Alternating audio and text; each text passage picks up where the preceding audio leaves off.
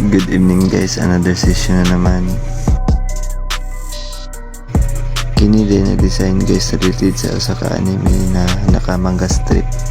So mao tong gipatato ni sir sa tuwa. Kini di atong kliyente guys, usa ka barkada ra pud guys.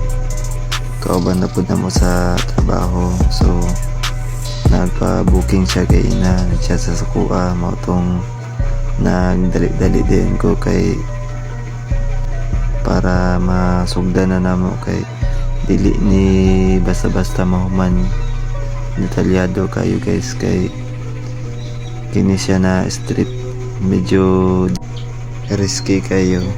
So mao tong gi agian na nato hinay-hinay balagi dugay ta mahuman ani basta makuha jud nato ang pinaka the best na detailed na itong makaya sa design ni sir.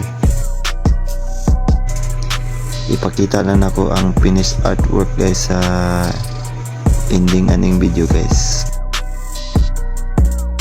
So kini na art piece guys ni consume siya oras kay dili na to siya pwede paspasan para makuha dyan na to ang iyang the best na picture.